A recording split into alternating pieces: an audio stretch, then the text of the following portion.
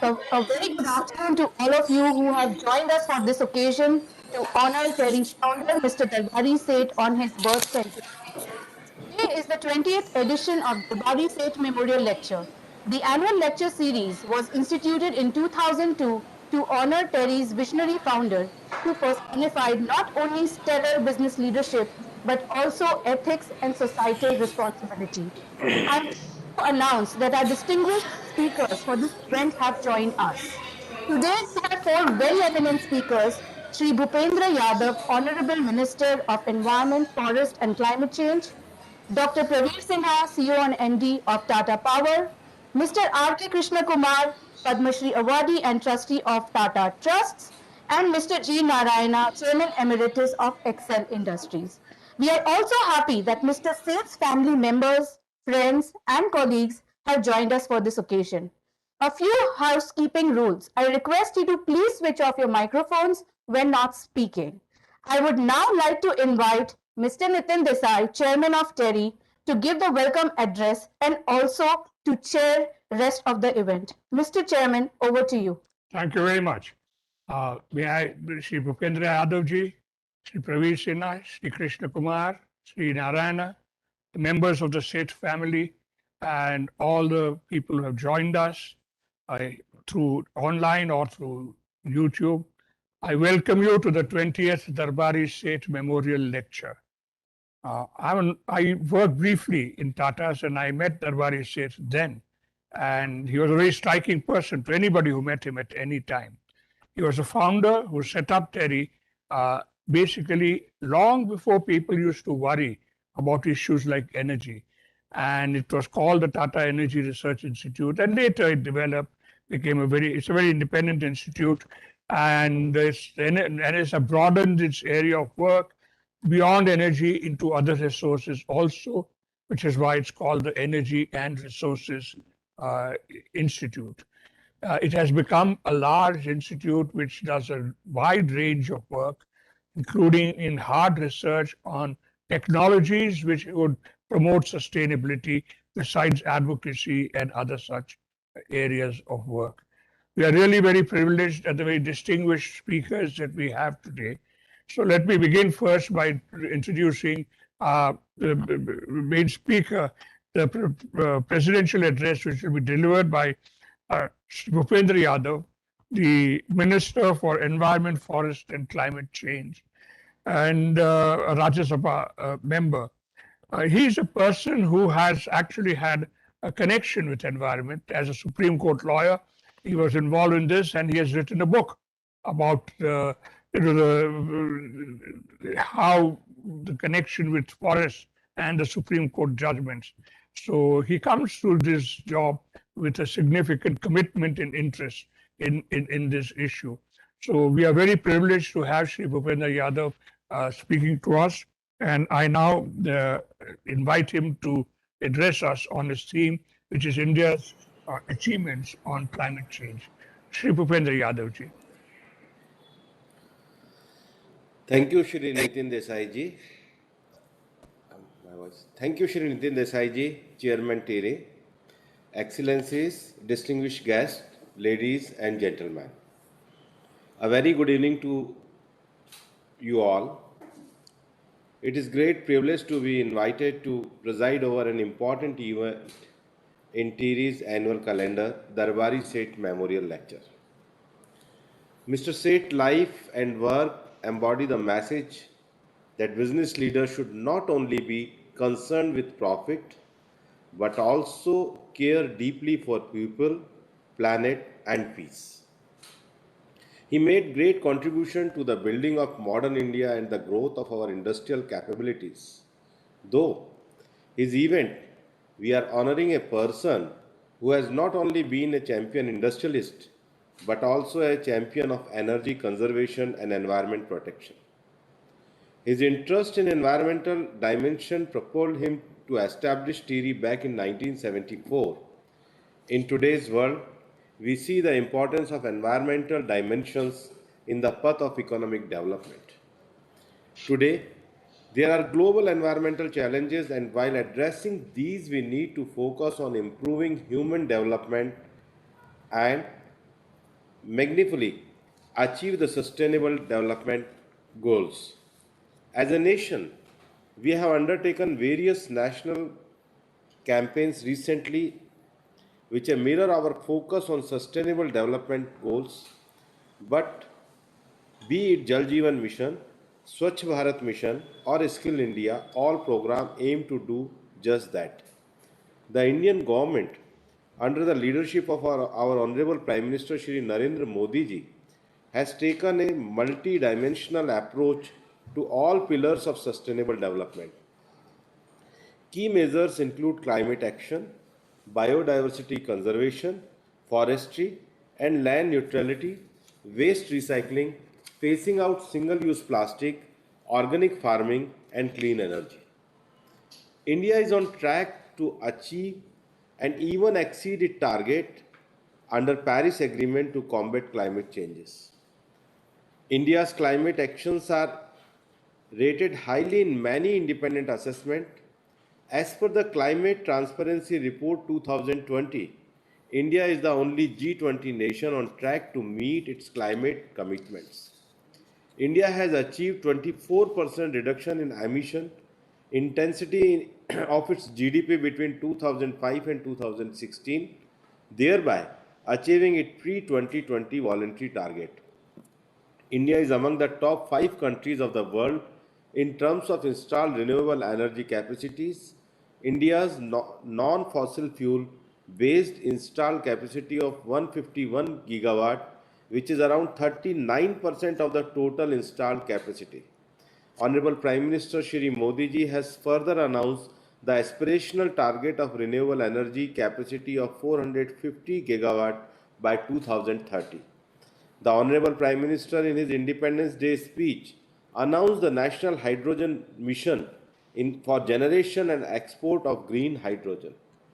India's total forest and tree cover, as reported in India's State of the Forest Report 2019, is 8,07,276 square kilometer, which is 24.56% of the total geographical area of the country.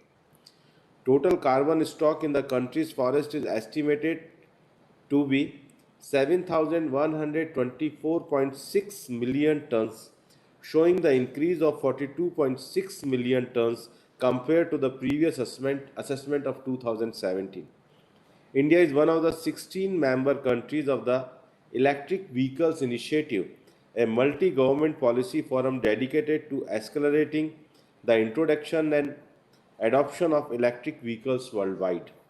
India is implementing the faster adoption and manufacturing of electric vehicles in India scheme to support the electric vehicle market development and its manufacturing ecosystem to achieve self-sustenance. India has leapfrogged from Bharat Stage 4 to Bharat Stage 6 emission norms by April 1, 2020, which was earlier to be adopted by 2024. Indian Railways is targeting full electrification of broad gauge routes by 2023. Indian Railways has set a target to becoming net zero carbon emitter by 2030. Accordingly, Indian Railways organization to alternate fuel, green fuel vertical of Indian Railways has invited bid for hydrogen fuel cell based train on railways network. Ethanol blending in India has increased from 1.5% in 2014 to 8.5% at present. In 2013-14, about 38 crore liters of ethanol was purchased in the country, which was now grown to more than 320 crore liters.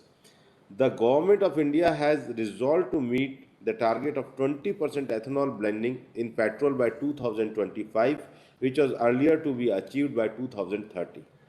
Under Smart Cities Mission, a first of its kind initiative, Climate Smart City Assessment Framework 2019 has been launched with intent to provide a clear roadmap for cities and urban India toward combating climate change through adoption of both mitigation and adaptation measures. India, in partnership with Sweden, launched the Group in Industry Transition Track in UN Climate Action Summit on 23rd September 2019 in New York. The government is also supporting adaptation action of the state and union territories of India through National Adaptation Fund of Climate Change. In the spirit of cooperative approaches for global outcome, India and France work together to create an international solar alliance which has been a treaty-based organization that is open to all members of the United Nations. So far, about 79 countries have ratified the International Solar Alliance Framework Agreement. Though the International Solar Alliance and our bilateral development partnership, India is already working to enhance capacity in our neighborhood in Africa, Asia, and Latin America to deploy green technologies in support of development. A similar approach underpins our Prime Minister's initiative on creation of the Coalition of Disaster Resilient Infrastructure. Here too, we scripted a cooperative approach to build resilience in infrastructure, transport, communication, building across the globe, especially in geographies susceptible to nature disaster. The objective is to find best-in-class solutions that are readily deployable, scalable, and affordable, so the consequence and the cost of managing natural and other disasters are mitigated substantially. While I listed a number of Indian initiative action and the achievement so far as in the area of addressing climate change, these examples also highlight the need for a more responsive multilateral approach in which all countries take their fair share of burden in responding to the global threat of climate change. Often, we see very complex and contested discourse on climate change. However, science is very clear. The recent IPCC report has sounded code red. The finding reaffirm the historical cumulative emission are the source of the current climate crisis. Equitable carbon and development space to achieve sustainable development require due consideration to principle of common but differentiated responsibility and respective capabilities and polluters pay. Climate change mitigation is necessary but not sufficient. Even if world stops CHG emission today, hypothetically, still the accumulated greenhouse gases will lead to climate impact requiring due consideration of climate change adaptation measures. Developing countries are highly vulnerable to climate change impact due to the dependence of large population on climate sensitive sector for livelihood. Long-term strategies need to be guided by not only mitigation but also by climate adaptation with a clear roadmap for provision of finance and technology. There is need for sustainable lifestyle as patterns of consumerism are grave threats to the environment. Habit and attitude are much a part of the solution. Equity and climate justice should be a touchstone of any global climate response. Only then we can say that we have formulated strategies that are just and in reverence for Mother Earth, our only planet. There is no planet B. I thank you for being such patient listeners. Thank you very much. Thank you, Bhupendra Yadavji, so for this wonderful survey that you've given us of what India has achieved, and also for pointing out the importance of strong multilateral action, which is fair and just. These are issues which will come up in the November meeting when the Conference of Parties or the Climate Convention meets. And I'm truly happy that India is getting fully prepared to face up to the challenges that it will face in the discussions and dialogue which will prevail then. Let me now turn to the person who will give our memorial address, Dr. Praveen Sinha, who is the CEO and Managing Director of the Tata Power Company, a product of IIT Delhi and MIT. He has been a pioneer in getting distribution reforms organized and has shown a great interest in making power generation environmentally and ecologically sustainable. May I now turn to Dr. Praveen Sinha. Thank you, Mr. Nitin Desai. Thank you, TERI, for inviting me to speak on the 20th Darbari Seth Memorial Lecture. Good afternoon, Mr. Yadav, Honorable Minister for Environment and Forest, Mr. Krishna Kumar, Trustee, Tata Trust, Mr. Narayanan, Mr. Nitin Desai, uh, Dr. Vibha Dhawan, associates from TERI, members of Darbari Seth family, and all the dignitaries who are attending the webinar today. It is my great honor to be amongst all of you on the special occasion to celebrate the 100th birth anniversary of Sri Darbari Seth, a true leader and a visionary. It wouldn't have been more apt for me than to share my thoughts on the topic which was very close to his heart, energy transition and way forward for India. Mr. Darbari Seth was known to be the man with Midas touch, and he was, as a leader, always much ahead of his times and promoted indigenous industry to build the best-in-class manufacturing infrastructure. In fact, he was so concerned about the enormous quantity of energy that is being used in chemical factories because of the desalination that was being used over there for water, and to tackle the depletion of natural resources, that he agreed to utilize the share of profits of Tata Group companies for a larger social purpose. And thus, TERI, at that time, Tata Energy Research Institute, was formed in 1974, much before people in the world started talking about climate change and the social responsibility. It was through the work of TERI, which has been there for last nearly more than 3 decades, where they have brought about huge amount of research in the area of energy, climate change, and sustainability. And its relevance is very much there, in fact, more than it was before. Climate change is something which is real, and we are talking about it today because there is a certainty that our activities in last few decades have accelerated the change to a worrisome level, of which we are not very proud of. In the recent weeks, the IPCC report was all over the wires, which flagged that India will face irreversible impacts of climate crisis, and the expected heat waves and humid heat stress will more intense and frequent during the 21st century because of the glacial retreat in the Hindu Kush Himalayas, along with the compounding effects of sea level rise and intense tropical cyclones, leading to flooding along with erratic weather patterns. The Indian Ocean, both Arabian Sea and Bay of Bengal, is expected to warm much faster than the global average. The Himalayas snow cover has reduced since the beginning of 21st century, and the glaciers have thinned also.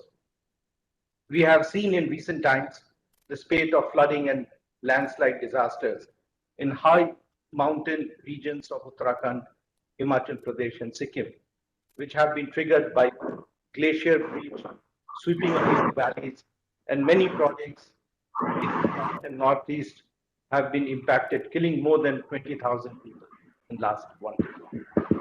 Furthermore, as per the NASA studies, Indian coastal cities will be submerged up to 2 to 7 feet by the end of the century, putting great threat to the port cities of Mumbai, Mangalore, Cochin, Paradip, Visakhapatnam, and many more. This is not just seen in India, but across the globe, where in last decade, massive fires, floods, and scorching heat waves have been seen, which have impacted the local climate in those countries. Not just in natural catastrophic effects, but the warming world is also affecting agriculture and food security, which is having huge impact for a country like India. What could possibly be the next? The melting of the Arctic permafrost, which releases billions of tons of CO2, or the abrupt transition of the lush Amazon rainforest into a dry savanna. Alarms have already rung across the globe, and we all need to come together to find a solution to this phenomena, which has been mostly human created. Thankfully, we do recognize the power of collective efforts, and this has been seen worldwide. Having faced the imminent threat of COVID during the global pandemic, how our efforts together have helped in tackling this and coming up with solutions to address the challenge before us. We need much more collaboration going forward. Unlike the COVID-19, this time we know the causes, the stakes, and the benefits of taking proactive measures as early as possible. And what is the way forward if we have to comprehensively address this? Just before the COP26 in November, we have woken to the fact that the world may lose the opportunity to keep global warming below 1.5 degrees, above the pre-industrial levels. The 1.5 degrees or 2 degrees global warming threshold is likely to be breached maybe in next 20 years. And this is happening when all the countries globally are talking about switching to net zero emissions by 2050, which may be too late. The mitigation and adaptation strategies by nations through the Paris Agreement to keep the global warming under 1.5 or 2 degree are proving very, very insufficient, and we are quite off the target. Without rapidly cutting the carbon dioxide emissions to net zero levels in next 1 decade, we are headed for a 3-degree increase, which will make the weather conditions extreme, which dangerous disruptions in the climate. It is high time that developed countries seal the deal on adaptation finance and clean technology partnerships, and the rest of the emerging economies work to ramp up their plan. But there is some good news. In 2020, in spite of COVID, the growth of renewables exceeded far beyond expectation. About 82% of the global new energy capacity addition came from renewables, with solar and wind contributing nearly 91%, which out of which nearly 50% actually came from China and 5% from India. The price of solar PV has dropped 90% since 2010, and so also the price of wind energy has dropped, and the storage solutions. The question being asked, is this good enough? While the power sector, which consumes nearly 17% of the global energy, is poised to source more of renewable energy, the larger chunk of consumption, nearly 51%, comes from heating and cooling, and another 32% comes from transportation, which requires much higher level of carbon reduction. As the world modernizes and urbanization takes place and people become more and more aware about their challenges, electric mobility can become the next big thing. It is very essential that we move quickly to the electric mobility so that our share of renewable resources to generate renewable power and use that for electric mobility can keep pace with the changing requirement. I think the way the clean and new technology can play a pivotal role in distributed generation and storage solutions, along with electric mobility, can enhance the pace at which we can reduce the climate change.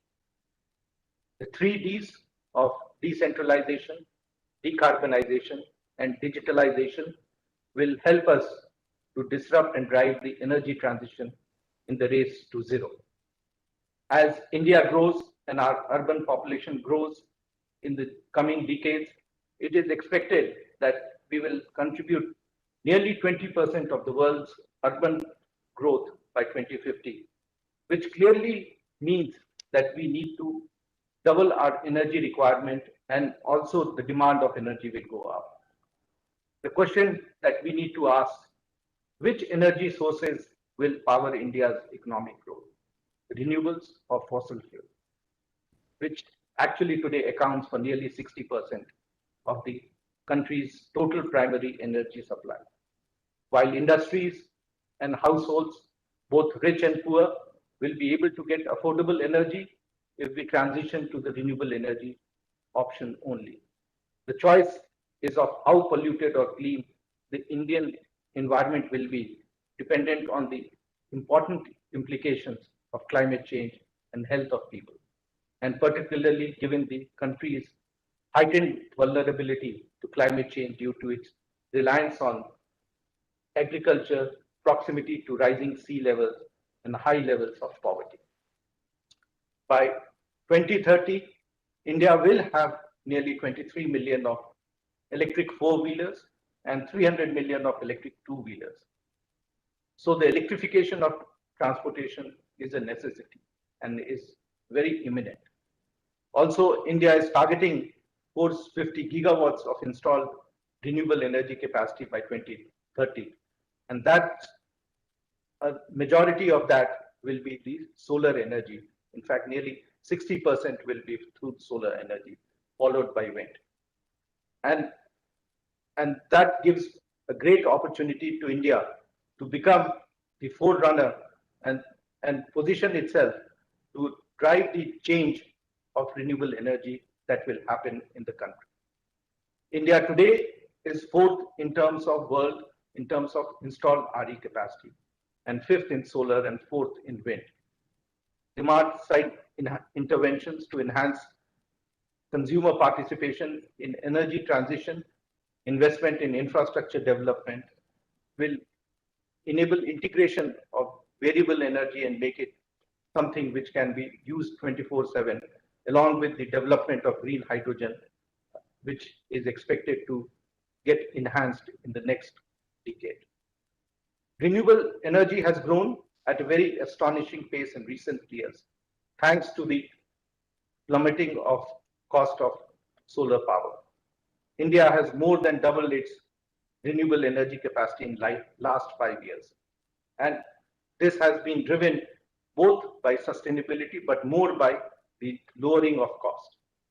The requirement is that how do we move towards a larger chunk of renewable energy and create a sustainable solution.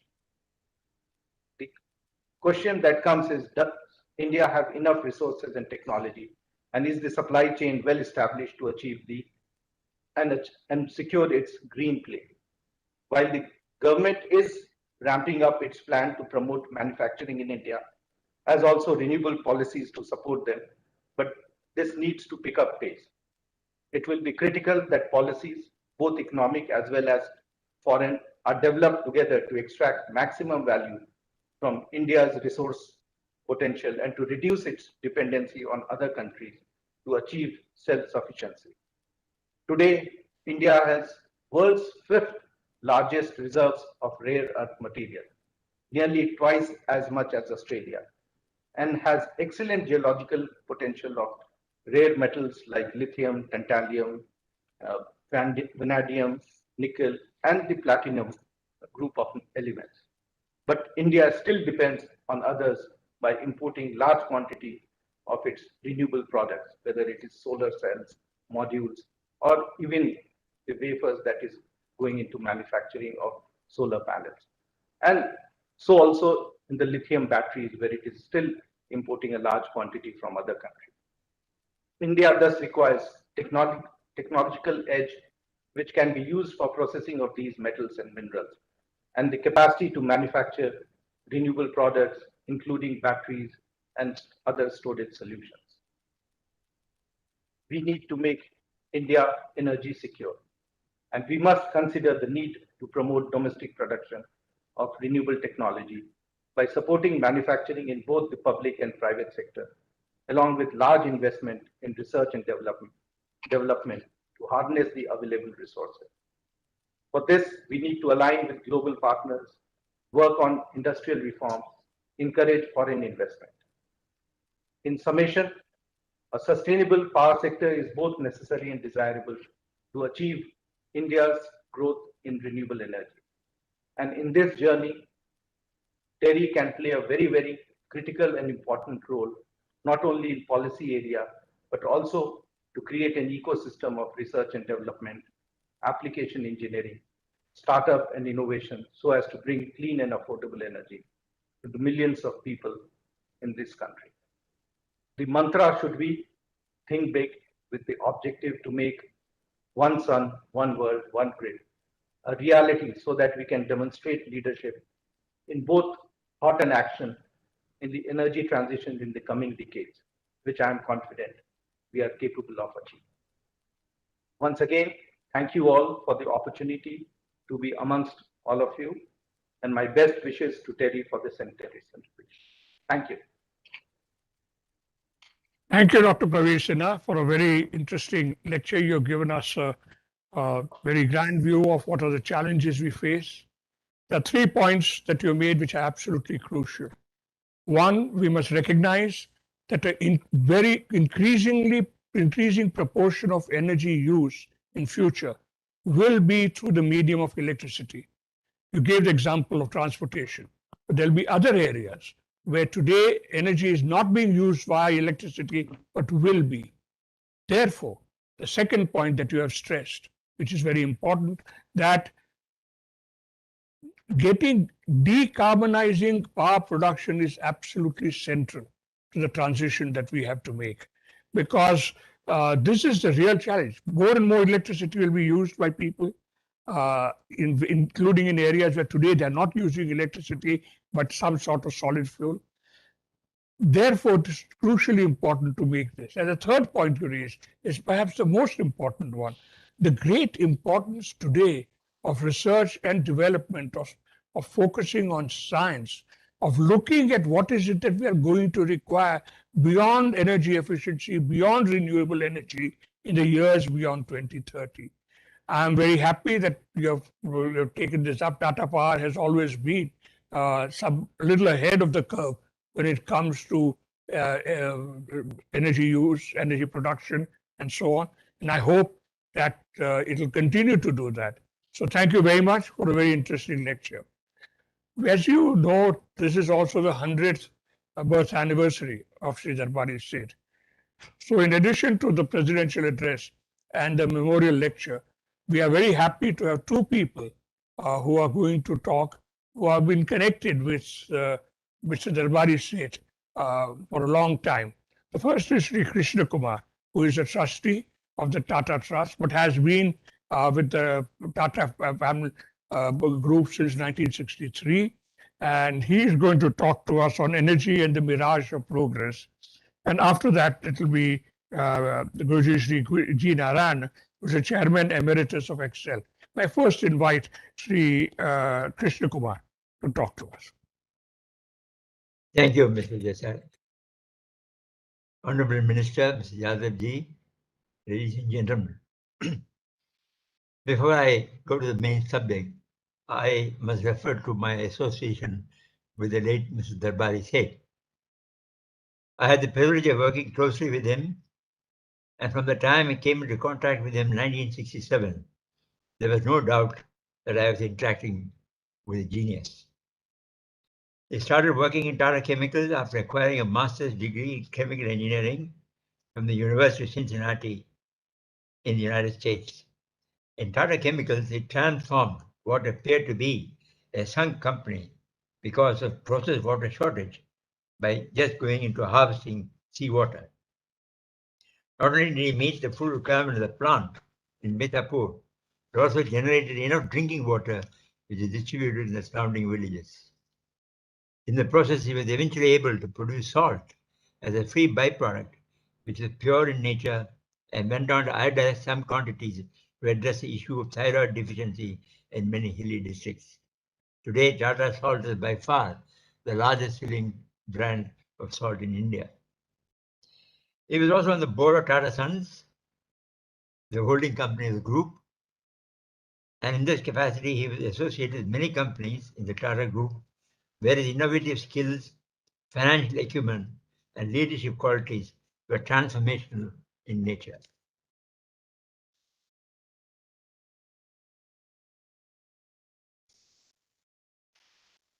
He started TERI because he had a passion for curbing energy consumption, both in industry and in society as a whole, to the extent that he would switch off lights in the rooms when they exited the rooms. He was truly a visionary and a great business leader, and also a man of great courage who could take bold decisions swiftly. I'm thankful to TERI, the administration TERI, inviting me to participate in this major event, celebrating the 100th birth anniversary of Mr. Darbari Seth. Energy is the universe itself at its most fundamental level. In physics, energy is defined as work done, or in other words, energy is a force that moves all objects in the universe. In classical physics, there are three laws of thermodynamics, which have profound philosophical implications. The first law states that energy can neither be created nor destroyed. It merely changes form, but is always conserved. The second law states that when work is done and energy consumed, only a small part of applied energy is consumed. The balance transforms into one of the most mysterious puzzles of the universe, the phenomenon of entropy. Entropy, which is a state of disorder or chaos, also maximizes. No one knows where entropy goes. The third law states that a system's entropy only approaches a constant value as the temperature approaches absolute zero. Entropy, like time, is always unidirectional. It only goes forward. Nothing in the universe defies the second law, not even in living matter. It is the direction of energy that forms the arrow of time and the destiny of the known universe. When energy is applied, work happens. But it's also important to note that the use of energy always generates entropy and leaves behind increasing quantities of inert material as waste substance. The higher the use of energy, larger will be the amount of waste generated, something that developing economists tend to ignore. The nature of energy incorporates three fundamental constants, which are A, the residence time of energy in any medium is relatively short and transitional. B, some of the energy is mysteriously lost as entropy.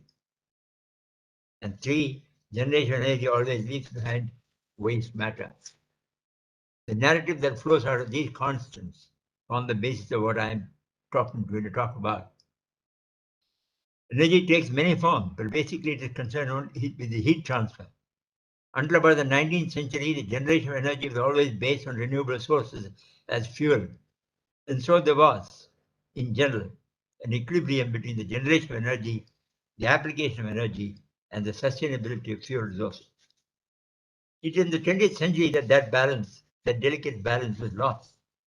An energy using system can be said to be in balance when the consumption of energy is more or less stable and is proportionate to the sustainability of fuel. If, however, the energy generated is fierce, driven by relentless rise in consumption, as it happens today, it leads to increasing degeneration of the environment and mounting masses of waste material. This is the central crisis of the 21st century. If you take the entire population of human beings on the planet as one integrated society, it will be seen that only a small minority, tiny minority in the Western world is dangerously tilting the energy balance of the globe to one side, leading to large-scale catastrophes in different parts of the world. Besides, the generation of waste material is impossible to handle, including nuclear waste, without impacting the environment. How many know that the so-called developed world is quietly shipping even e-waste material, residual products of high energy consumption, to many African and Asian countries as used articles? For example, millions of used mobile phones, laptops, tablets, toys, digital cameras, and other electronic devices as e-waste are being shipped, according to the United Nations, to the developing world. Many of these articles also contain toxic hazardous materials like lead, cadmium, arsenic, etc., to which the poor of the developing world are unwittingly drawn and exposed in order to make a living.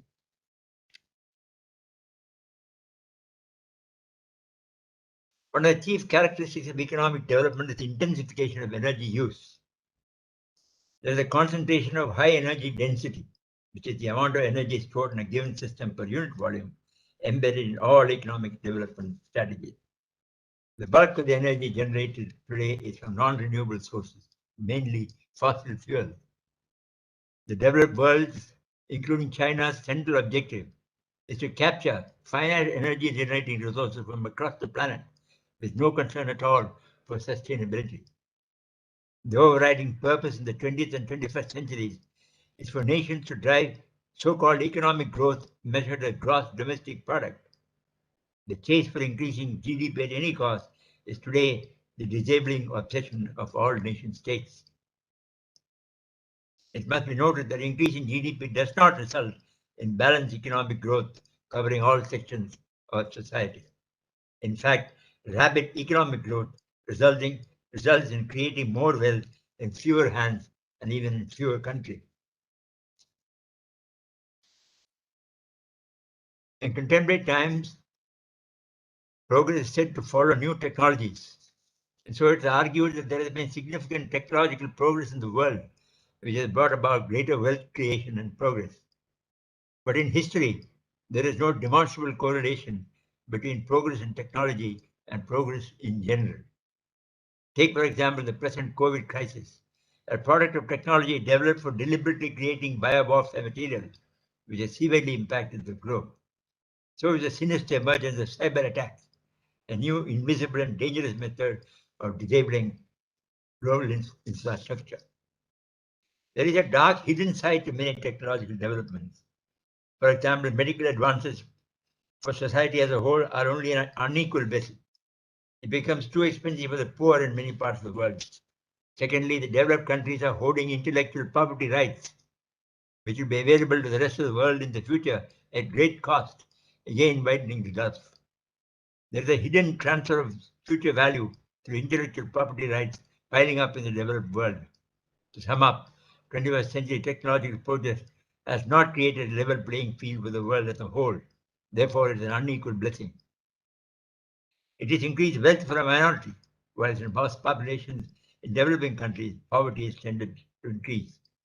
There has been no democratization in wealth creation, which should result in the well-being of every section of society. There have been several attempts and plans to globally address ecological damage to environments across the world and to bring global warming under control. Javier Sina referred to it in his speech. There have been efforts to shift the use of renewable energy sources like solar energy.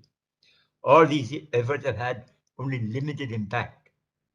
To demonstrate how deep the rot is, one can look at the pernicious plan to set up a carbon credit system that simply means that countries on high energy consumption trends can offset this increase in carbon emission by purchase to carbon credits, the unutilized carbon footprint from poor developing countries, which can permanently widen the chasm that today divides the world, developed world from the developing world, the rich from the poor. Therefore, in my view, there is always a danger of new technologies becoming toxic forms of new colonialism. Social inequalities across the world and the grim problems of continuing and rising poverty are at the epicenter of the new world which we see around us. It raises a fundamental question of distributive justice in all forms of capitalism. Unfortunately, ladies and gentlemen, capitalism is totally unredeemed by necessary compassion and care at the top of the power structure of society. It is true to say that with the death of socialist ideals in the 20th century, we're now seeing one of the ugliest faces of rightist capitalism. Across the world, societies are tending to glorify the accumulation of wealth. A recent Oxfam report pointed out that 2,153 billionaires combined have more wealth than 4.6 billion people on the planet. The emergence of billionaires and oligarchs in different parts of the world, in different societies, contrasts with alarming images of impoverished millions. In this sense, economic development as it is structured today is an oxymoron because it occurs demonstrably only with the degradation of the environment and the confrontational division of society into the rich versus the poor. So what is the solution? One possible way is to put a limit to economic growth in all nation states, ensuring that at every stage economic growth is tolerated only when all sections of society are benefited, which must be clearly measurable. There's a practical working example to illustrate this point. Case of the Nordic economic model, the remarkable achievement of Scandinavian countries comprising of Denmark, Finland, Iceland, Sweden, Norway, and allied territories. The total population of the Nordic countries is estimated at about 27 million people. The Nordic group of countries are among the richest countries in the world. These are countries with large public sector enterprises run transparently, extensive and generous welfare systems and social safety nets, all paid for by government, high levels of taxation, particularly taxes on wealth, and significant state involvement in promoting and upholding welfare institutions. The UN report importantly also states that the Nordic countries are also the happiest countries in the world, with Norway at the top in the latest assessment. In contrast, applying the same yardstick, the United States itself ranks 14th in the collection of happiest countries in the world. Can you imagine the results of applying this yardstick to nations in Africa and Asia?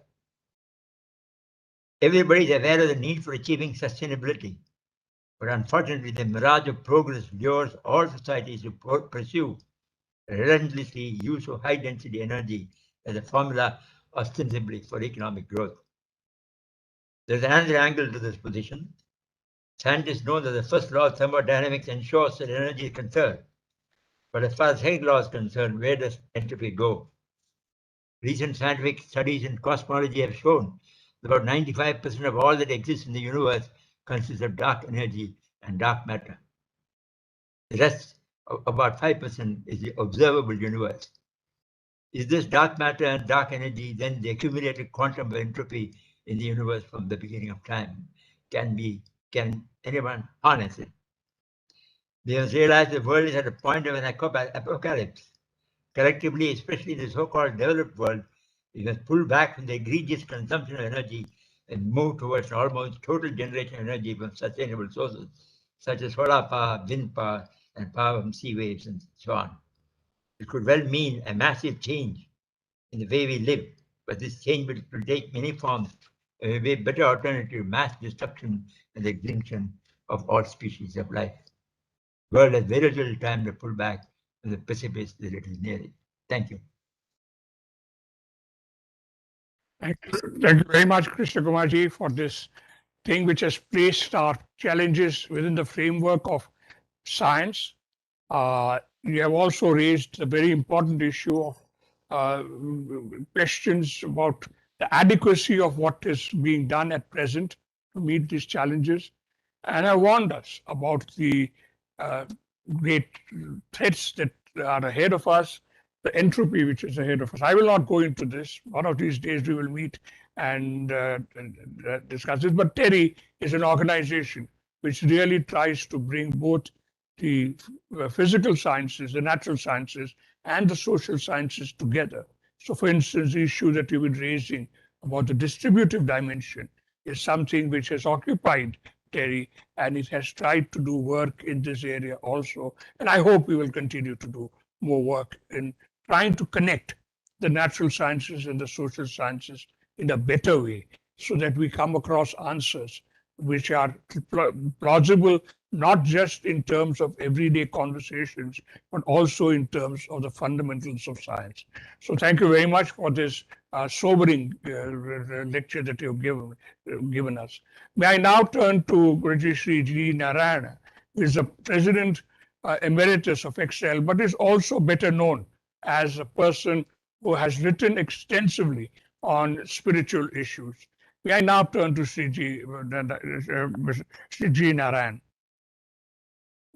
Namaskar ji.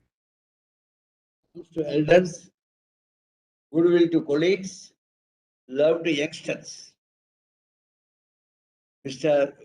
Bhupendra Yadav ji, the Honorable Minister, Mr. Nitin Desai, Mr.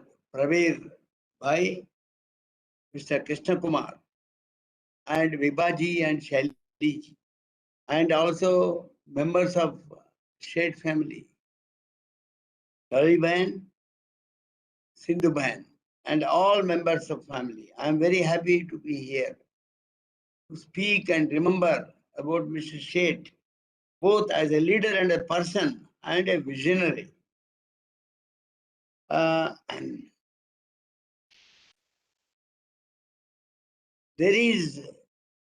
He actually not only inspiring leader, he has got divine qualities.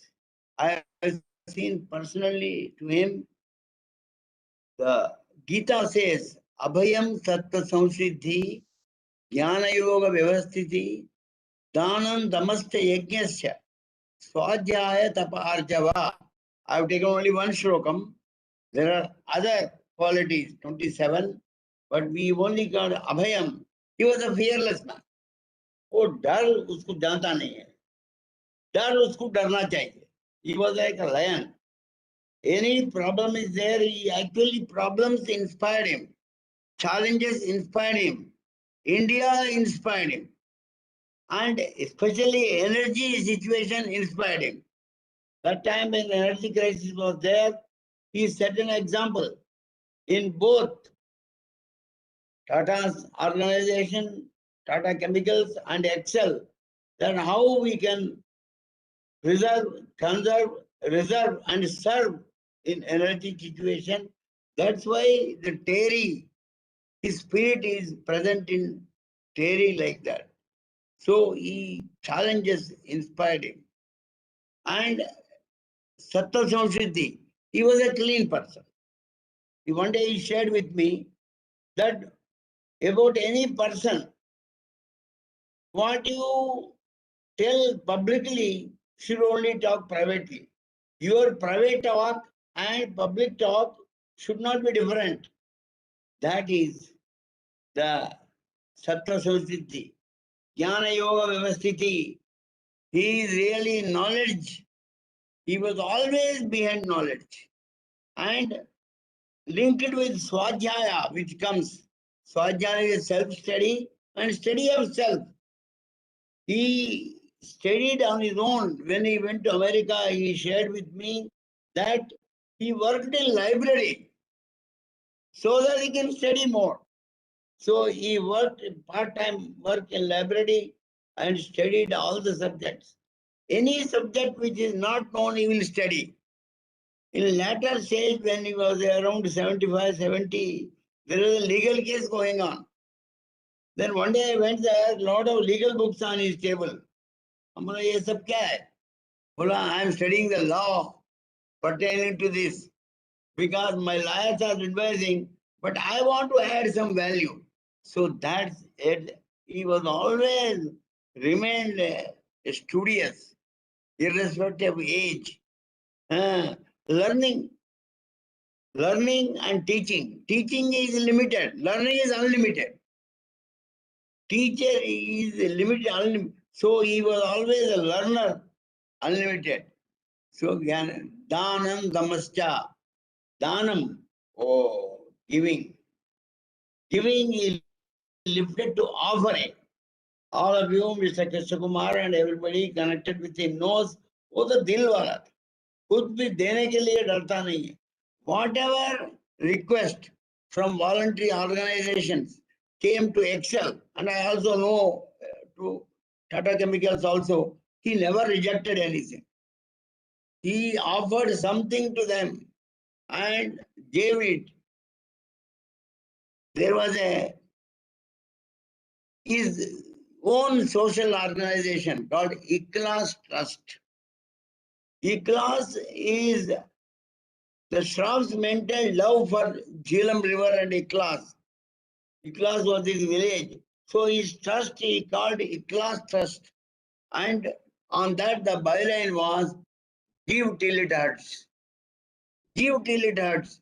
He told me, if you have 10,000 rupees and if you help somebody with 5,000, it is not great. If you have 10,000 rupees and if other man is in trouble, if you give 11,000 rupees, then it will pinch you a little bit. Giving should pinch you. Giving without pinching is a luxury, he said. And that was a fantastic. And Dhanam. There was an hospital called Hegdewar Hospital and Ambedkar Institute together in Aurangabad. They want to build a big hospital. And for that they have no funds. So the Mukund Bogle and Dr. Pandane, they told, can we approach Mr. Seth? I'm sure you can approach. So they went and met him, made their presentations, and he has agreed to give them 96 lakhs. Fantastic. It made a difference. When they went, declared that Mr. Shade and Tata Chemicals gave him 1 crore. He was an ethics, person of ethics, values. So he said, how you are told? He was upset. He told me now, stop. Because I was giving only 96. You advertised as 1 crore. Wrong. Then they came, met him, apologized and sorry, 96. Then Dilwala Thana, so he gave. So that hospital is still serving. Like that, he told, you contribute in such a way, make a difference. He inspired people by his contributions, which made a difference. Like that. And he always human, Dhanam, Damasya. There is a humorous side of Mr. Sheth, which one day he told after board meeting, let us not go to 5-star hotel, Taj or anywhere, Chambers. Let us go to simple hotel. I suggested Panchavati. Panchavati is the Udupi restaurant of excellent quality. Myself, Mr. Sheth, myself and Veeramani, we went there. And we were sitting there. He had a humor side. When he talks in Hindi, he is fantastic, you can see. So the sambar was very good. So he asked that boy who came serving me, sambar chahiye, our sambar chahiye. So there the system was limited, some plate or something like that. Then that boy looked at Seth and said, sir, charge lagega. Mr. Seth smiled. And he said, ठीक है, तुम सांभर तो दो, दे दिया. Then at the end, when he came repeat, he told, नहीं charge लगेगा ना, charge नहीं देगा तो तुम क्या करेगा? He asked a question which is surprised him. But that boy was magnanimous. He thought, इस सांप को देखा इतना बड़ा सांप, बोलता है charge नहीं देगा तो क्या होगा? Then he smiled and said, sir कोई बात नहीं, मैं adjust कर लेगा. He equally magnanimously said, Sheth was delighted. Of course, we paid everything, bill including charges while going. He gave him a tip of 300 rupees. At that time, it was a big amount. And he appreciated that boy. So giving, he has nothing. And he went to Pakistan to help his village along with Mr. Dilip Kumar. He made to help those troubled areas in that. Dhanam Dhammastya Yajnascha. Yajna. His life was like a yajna, sacrifice. And wonderful. And every meeting with him inspired us. Acha. He was very much ethics oriented. Ethics, energy was very dear to me. Ethics, energy, excellence, economy, and ecology. He combined these 5, which I'm going to present a little bit. Then, what ethics? Actually, he was such a dilwala that we agreed to give shares to all our employees.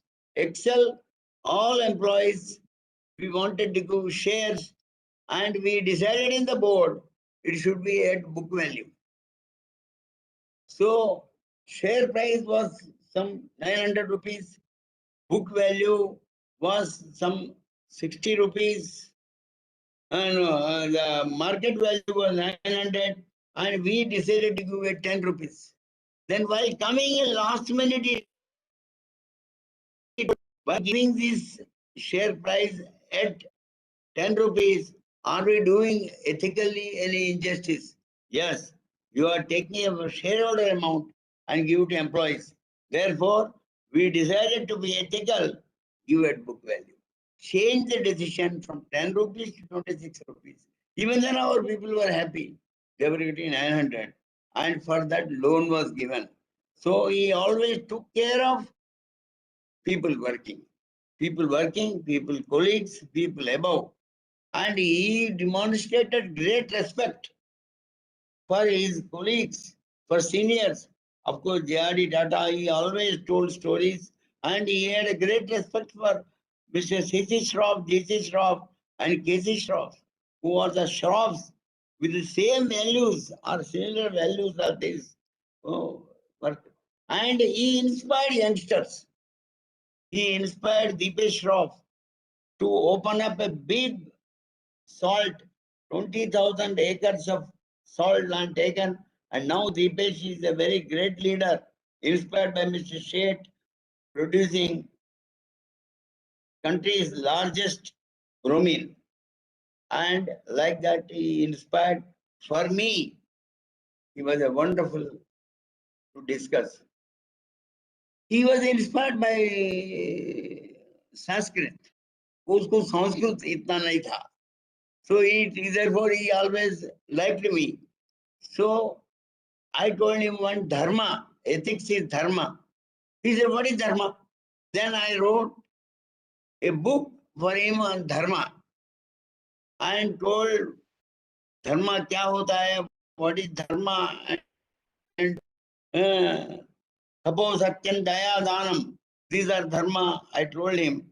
Then looking at his secretary, Mrs. Bharia, I think he encouraged his secretaries and colleagues also. And she told, ये धर्मा lecture आप लिखा, मुझे समझ में नहीं आता है, तो आप सिंपली बोलो. I told simple बताता हूँ. Dhar plus ma is dharma. Dhar means support, ma means mother. That which supports like mother is dharma. He liked it very much. Then he said, अच्छा, तुम इसका टुकड़ा कर दिया. I understand. Dharma is insaf. Is it correct? हम बोला insaf correct. How? Insaf. Andar saaf रहना ही insaf है. He was very happy. Like this, not only in business, ethical value is that. Acha, now I have written a poem. In live poem I wrote about Mr. Seth in 1990. I used to have dialogues with God. I am telling all of you, you can have a dialogue with God. How? You ask a question to yourself and answer yourself. That will become, because Ishvara Sarvabhutanam Uddesha, he is not somewhere else, he is inside you. So I experimented, put a question that is asking, human asks, and God replies. Tumhara andar wala God jo aata hai, the following lines are God line. So this is about Mr. Seth. Man asked, and caring, Samarth. Samarth, Mr. Darbari Seth is a Samarth. God, today I met Mr. Darbari Seth. Charged and energetic was Mr. Seth. About country he ever cared. To solve the nation's problems he ever did. He was concerned about petrol gap, energy problem which was there. And that was the beginning. That crisis must be the seed for TERI. Petrol gap, he was concerned as if it was his lap. Any problem comes to country, he thought it is his problem. He took the responsibility to his best. He took the responsibility. Responding with ability is responsibility. He was confident that India can pass the test. What makes Mr. Darbari Seth tick?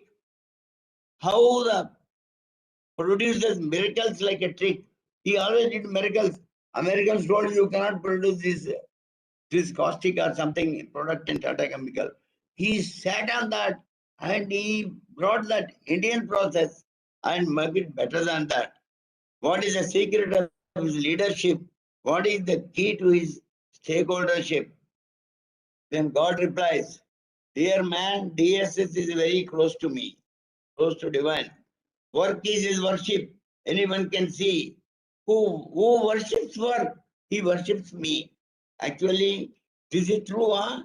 Any project, when he was a great Hanuman Bhakt. He used to go to Hanuman after a Nariyal.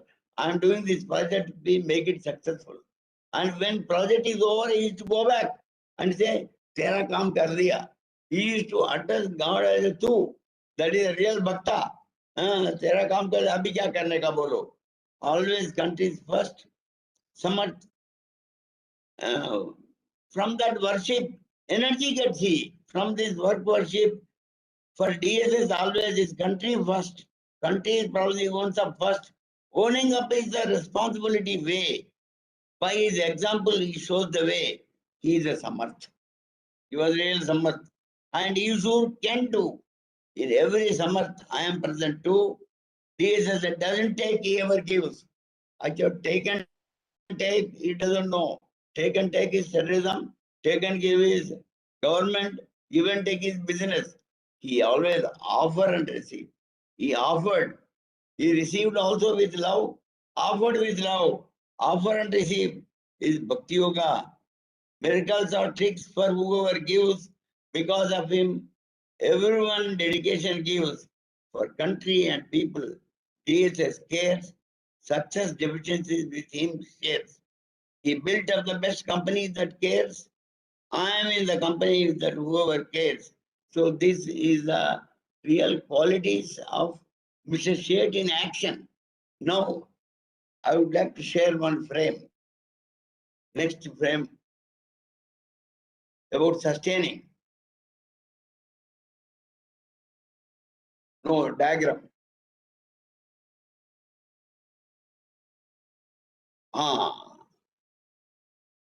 Sustaining, sustenance, sustained success cannot come by tackling any one.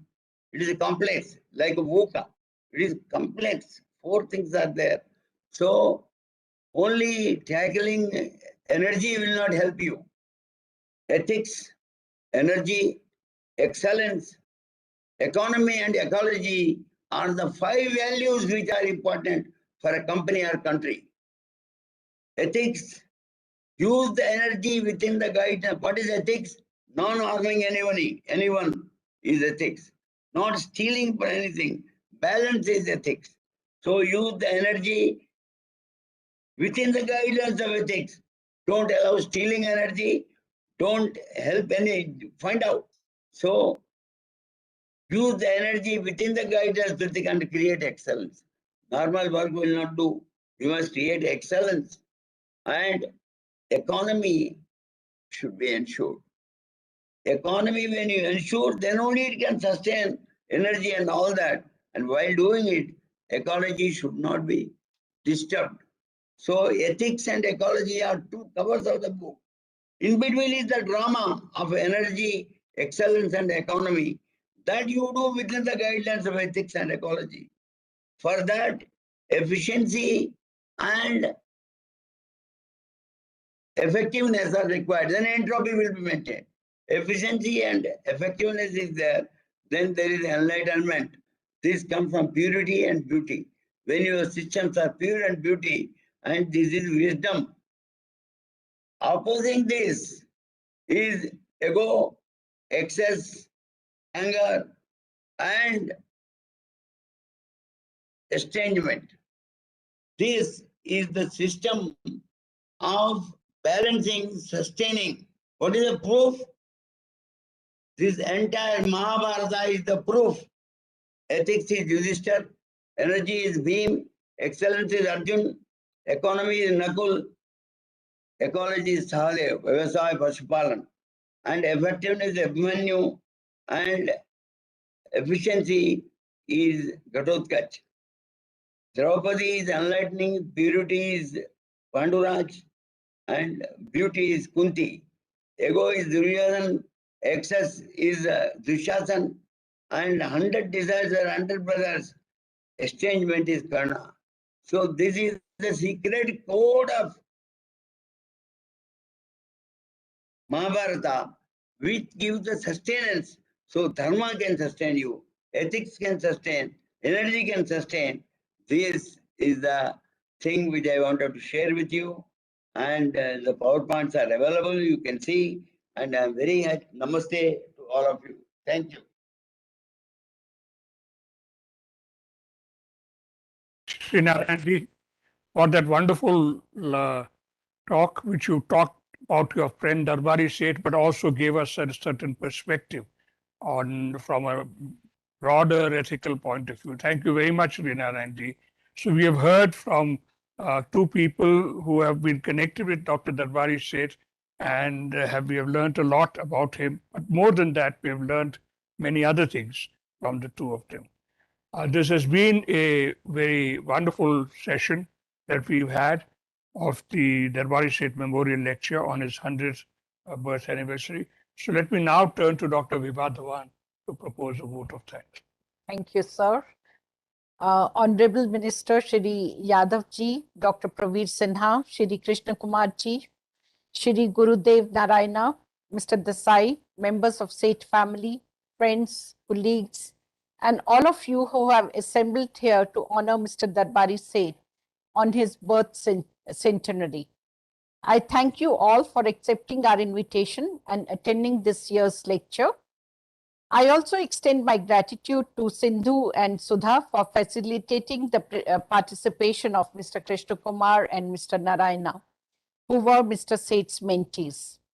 I would like to thank all my colleagues for working hard to make this event a memorable one for all of us. On behalf of TERI, I want to particularly thank all the distinguished speakers for graciously accepting our invitation to speak at this joyous occasions. This year's lecture is particularly special for us as we celebrate the 100th birth anniversary of our visionary founder, Mr. Darbari Seth.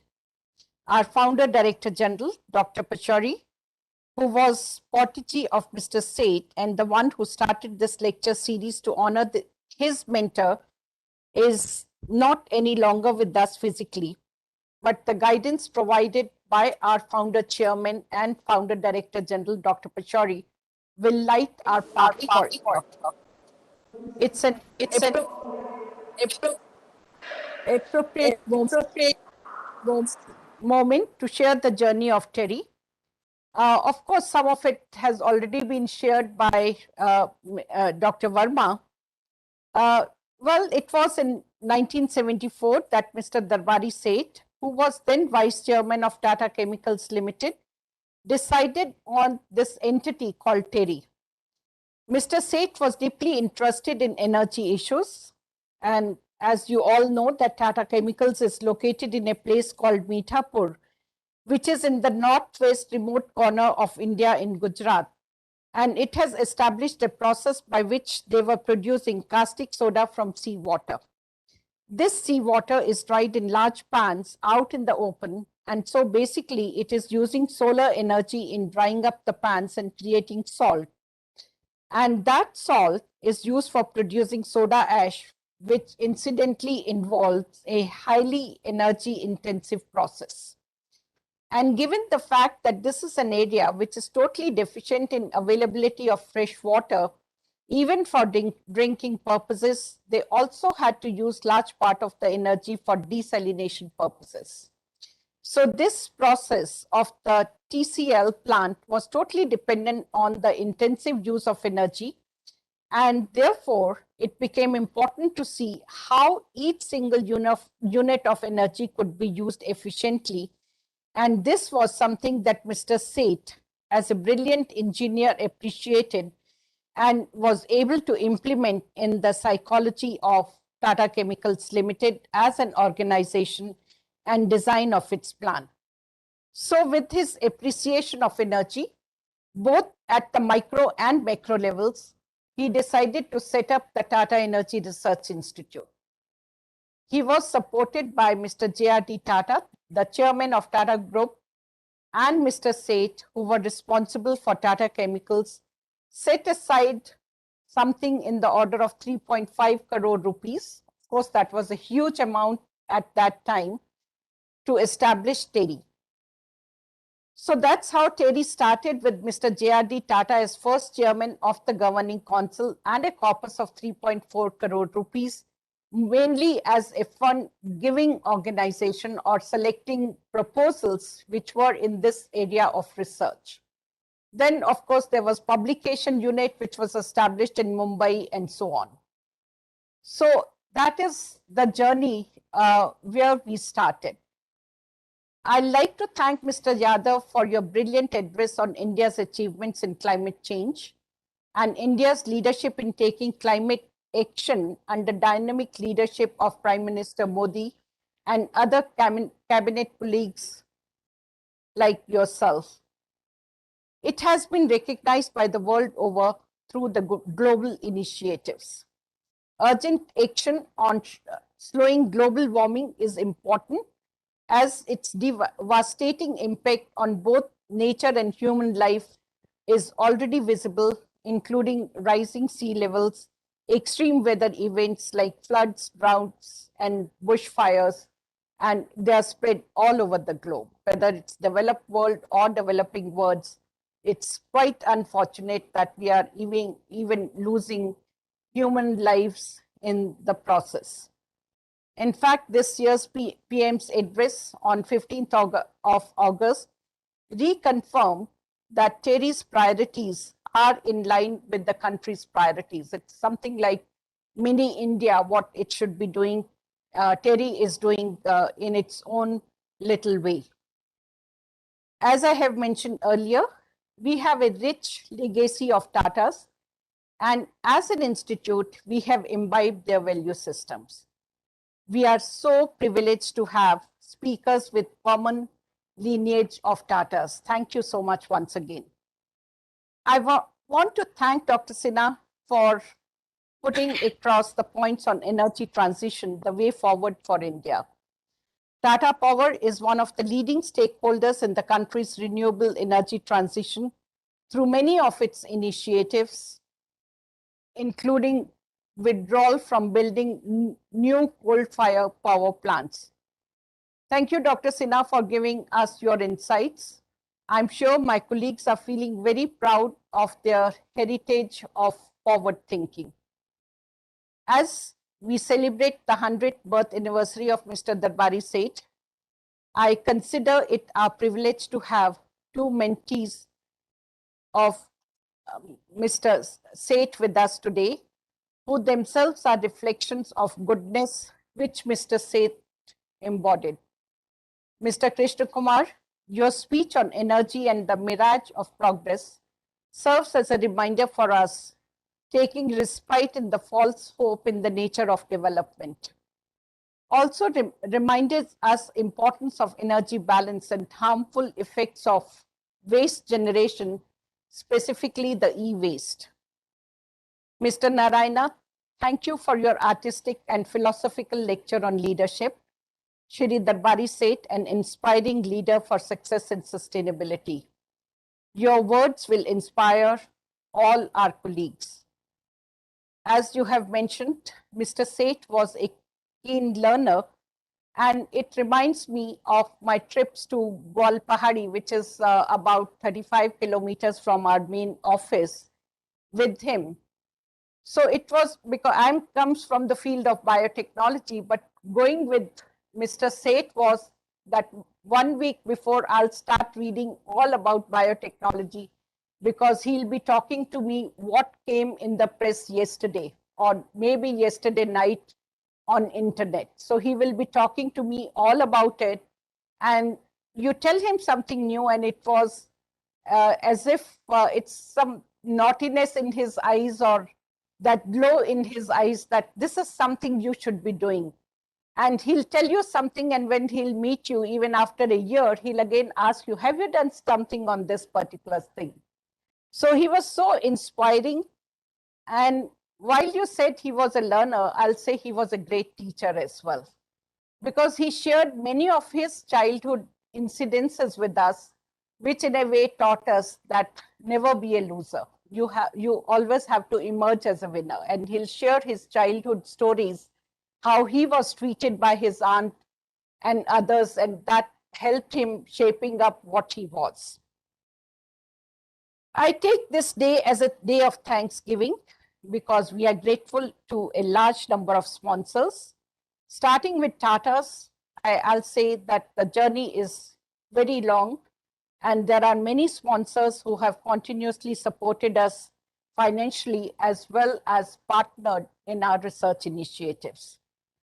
We have had several contributions by a number of donors, and I would like to put on record our appreciation and big thanks I'll say thanks is a too small word to put our appreciation. Our founder director general, Dr. Pachauri, former DG, Dr. Mathur, former TERI colleagues, they all have contributed to the growth of TERI. All my dear colleagues, I'll say they are next to none. It's the human resource on which TERI is building.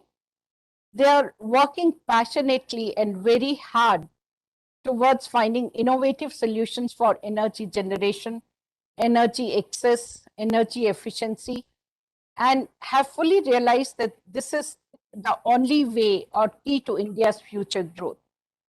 My sincere thanks to all of you for your efforts which are leading to sustainability. Your efforts in developing and adopting greener technologies leading to hunger-free planet are acknowledged globally. All this is possible due to the vision and initial financial support from Tata's and hard work by all of you. TERI has grown with the support, guidance, encouragement, and research freedom provided by Mr. Seth, legacy which is now followed by our present chairman, Mr. Desai, and along with TERI's members of Governing Council, and it is my privilege to be part of the efforts to take the legacy forward. In the end, I would like to add that with the vision of innovative sustainability and continuous endeavor towards research and shaping leaders by providing them important insights about the environment, TERI strives to realize Mr. Seth's dream and work towards making this planet greener and cleaner. Thank you once again for being with us. Thank you.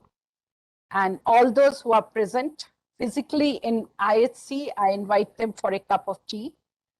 We hope next year we will be free of pandemic and we will be able to celebrate 101st birthday of Mr. Seth in a much bigger way. Thank you once again. Thank you. Thank you, everyone. Thank you.